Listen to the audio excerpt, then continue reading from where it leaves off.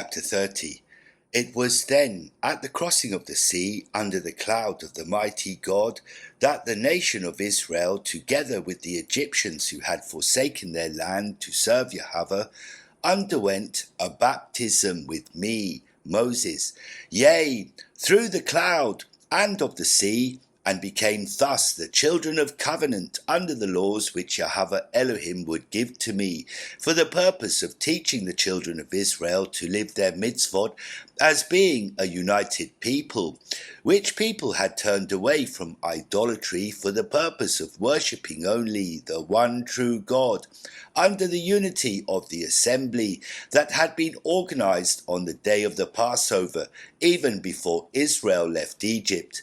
Notwithstanding where they were, they would all be one in the knowledge and subservience to the covenants made by Yahavah with the nation of Israel from before they left Egypt, when all shared the Passover 14 days after the first new moon appeared in the heavens, which should be strictly observed according to the covenant established for the liberation of the people of Israel, prefiguring then that the Israelite nation, by observing the mitzvot given through me, Moses, would prefigure the assembly of the Lamb of God in all dispensations. Howbeit, this one Paschal day is to be observed strictly 14 days after the first new moon of the first month. Abib is to be kept in perpetuity among the people of the covenant, because it represents the liberation of his people from the slavery of Egypt.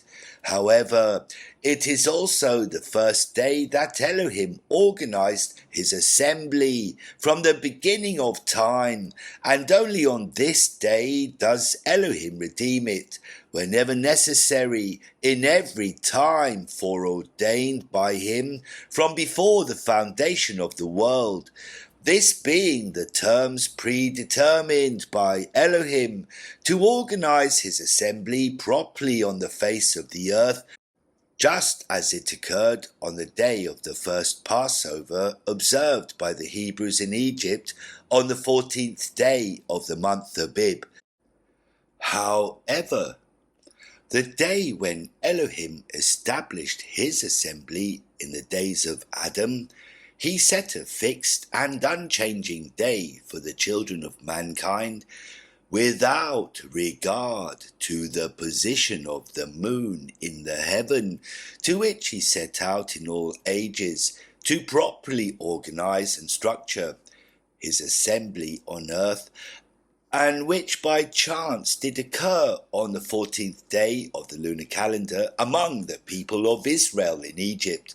thus making this day to be remembered for them of generation after generation, and which fixed day decreed by him and his only begotten from before the foundation of the world, and for all eternity, God does not change. If therefore an assembly is organized unto Yahavah on a day other than this day, then this will serve as a sign for you to know that this assembly does not proceed from the hand of Elohim, and that he will never lay its foundations on another day, apart from the one which was predetermined from the beginning of all times. It happened then, over time, because of the murmurings of all the congregation of Israel, that the disbelief of the people displeased Yahavah in view of all that he had done hitherto. And for this reason, Yahavah allowed our enemies to make war against us, to once again manifest to the people of Israel from whence their strength and their help came. And it came to pass in the land of the Rephidim that the Amalekites encamped about to attack the children of Israel. In view of this, I, Moses, called Yeshua, and I commanded that he choose some men for the battle against the Amalekites. Howbeit I said to Yeshua that I would stand on the top of the hill with my arms held high, according to the command that Elohim had given me, in which I would hold the rod of the Most High in my 2 hands. And thus said Yahavah to me, just as I live, If you keep your arms outstretched over your head, so shall thy victory be against Amalek tomorrow.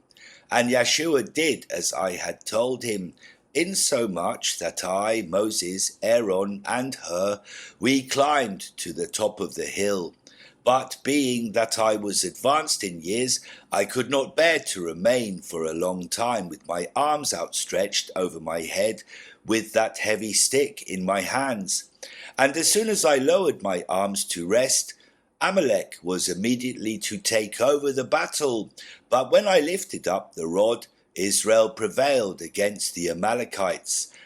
At this, Aaron and Hur interrupted me, saying, It is seen by us that your hands, Moses, are too heavy to keep your arm raised high. Please let us help you. But behold, it had not been said by Elohim that I might have help, and so I rebuked them at first. But there came a time when I could no longer raise my hands to the top, and my legs could no longer stand, when Aaron and Hur came to sustain me.